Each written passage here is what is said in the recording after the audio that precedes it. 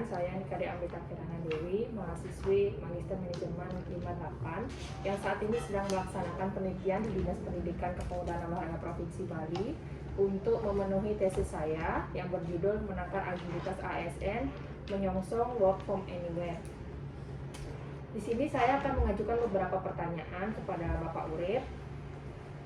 Yang pertama, yakni saya akan bertanya, seberapa signifikan dampak penggunaan teknologi informasi dalam mempermudah pekerjaan saudara?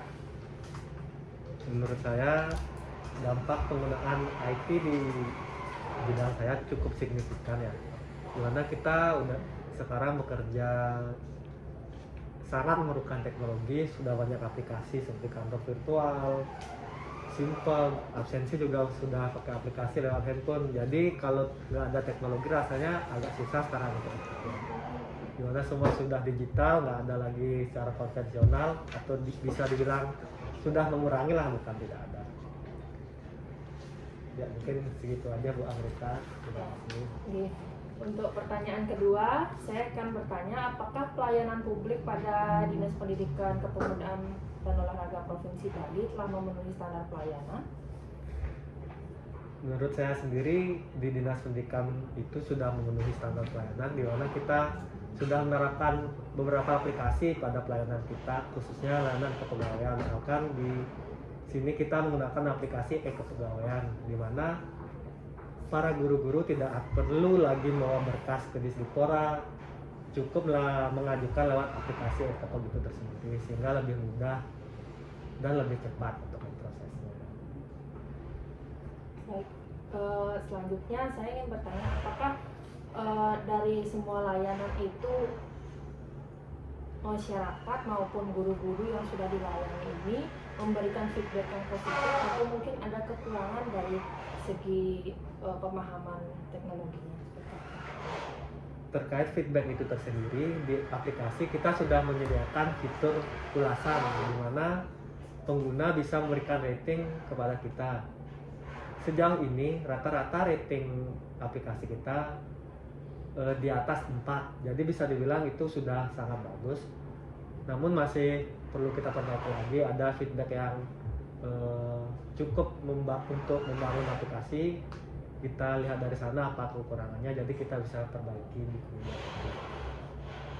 Baik, pertanyaan selanjutnya yakni, apakah keberadaan relasi dan sinergitas antar lembaga serta pelatihan mampu meningkatkan kompetensi dan kinerja ASN Disdikpora Provinsi Bali menurut Pak Urip? Misalkan seperti adanya pelatihan atau kerjasama dengan instansi lain seperti itu.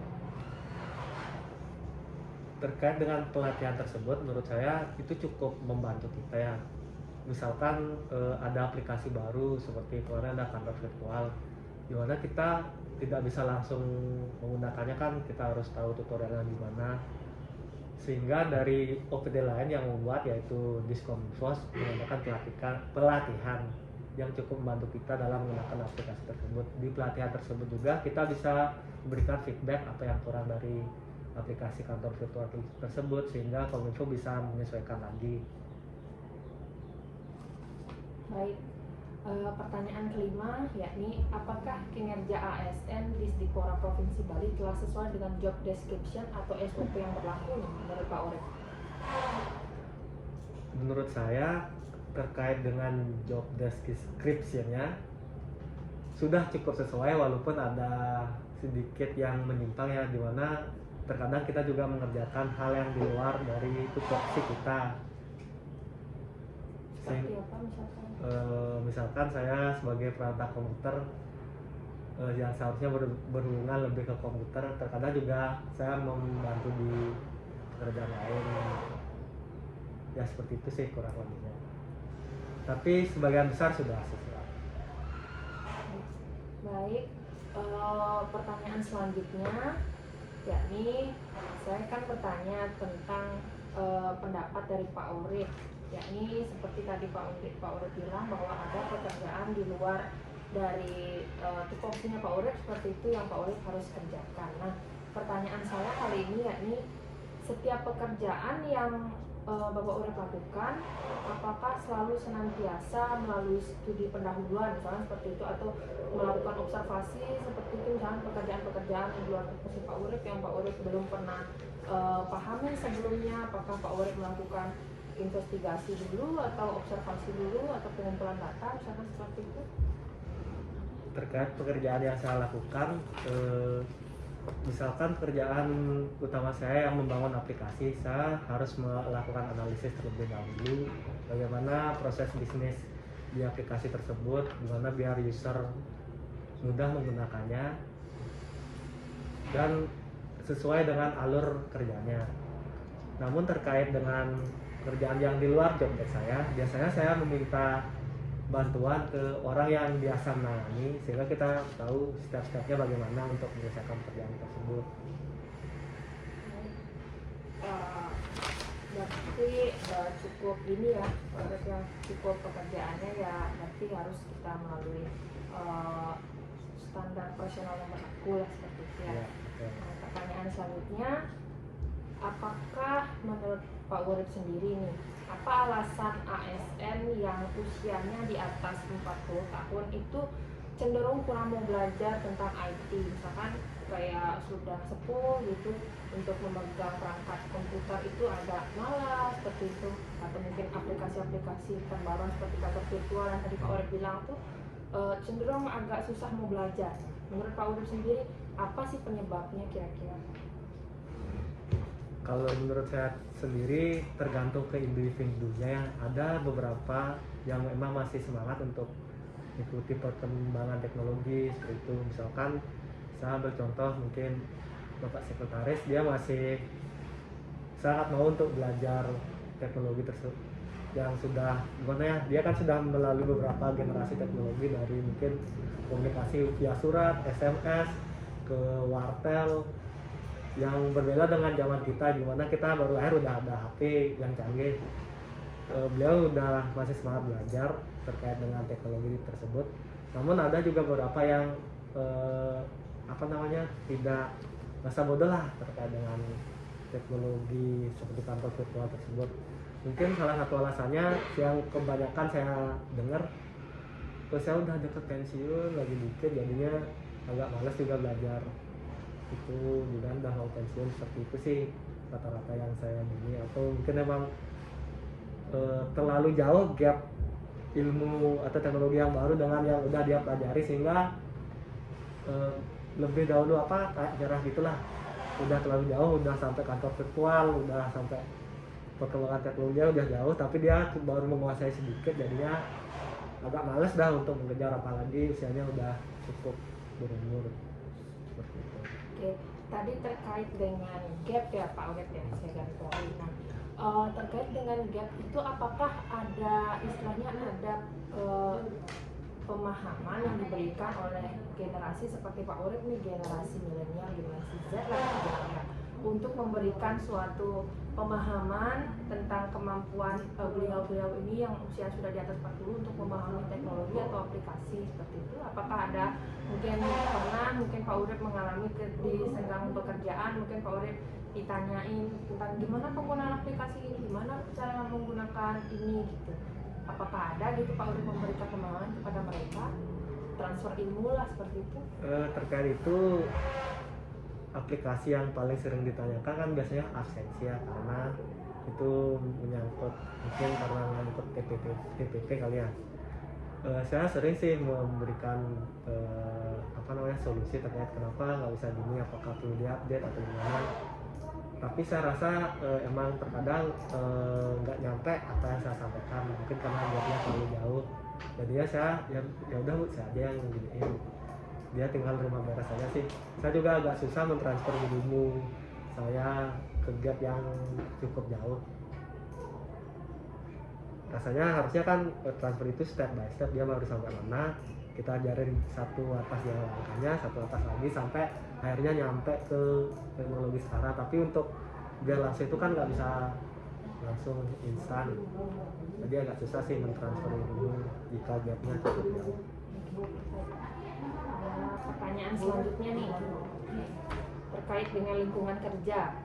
menurut Pak Urip sendiri, apakah sejauh ini lingkungan pekerjaannya Pak Urip ini sudah mendukung cara kerja yang Pak Urip sudah terapkan, ya, seperti itu? Misalkan Pak Urip ingin bekerja sesuai dengan keinginan Pak Urip seperti apa gitu, ingin cepat atau ingin lambat gitu, atau mungkin ingin cepat tapi sesuai prosedur, atau yang penting jadi gitu, atau seperti apa misalnya?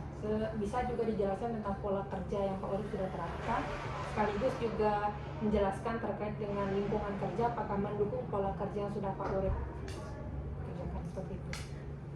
Kalau saya sendiri pola kerja yang diterapkan, misalkan ada banyak tas atau apa namanya pekerjaan yang harus dikerjakan, biasanya saya kerjakan yang lebih mudah terlebih dahulu, baru yang cukup panjang atau yang agak perlu waktu lama lah untuk mengerjakannya, sehingga bisa dibilang dalam satu hari tersebut kita banyak melakukan pekerjaan karena yang kecil-kecil dulu kita ambil.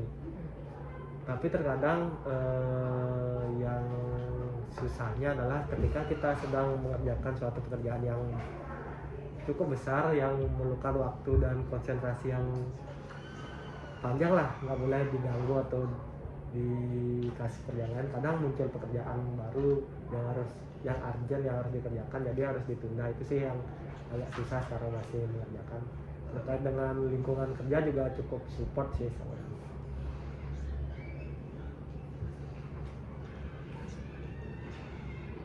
Baik, sementara untuk pola kerjanya, misalkan saya tangkap bahwa Pak Urip orangnya mempunyai pekerjaan yang misalkan yang sistematis untuk dikerjakan, seperti itu ya, mengukur pola waktu untuk batas pengerjaannya sejauh mana. Nah, untuk itu apakah pekerjaan Pak Urip yang Pak Urip inginkan untuk sistematis itu, apakah kita kembali lagi ke orang-orang sekitar ya, apakah orang-orang sekitar misalkan yang misalkan ada rekan kerja Pak Urip yang sudah sepuh atau mungkin tidak paham teknologi, apakah mereka juga mendukung pola kerjanya Pak Urip yang sistematis seperti itu? Terkait itu gimana ya bilangnya, terkadang sih nggak terlalu mendukung sih ya. Kadang pola itu sedikit berbeda, di mana saya lagi ngerjain pekerjaan yang cukup besar tapi ada gangguan dari orang lain, terkadang nggak susah sih sebagai caranya.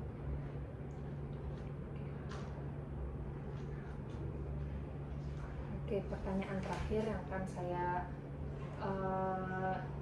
tanyakan kepada Pak Urip, yakni misalkan ada rencana dari pemerintah kita misalkan menerapkan bekerja dari mana saja, apakah ada kendala nggak kira-kira menurut Pak Urip dari sudut pandang Pak Urip sebagai generasi Z, pekerjaan itu dikerjakan di mana saja sefleksibel mungkin, waktu yang fleksibel, apakah Pak Urip sebagai generasi Z ini mendukung tidak adanya rencana seperti itu?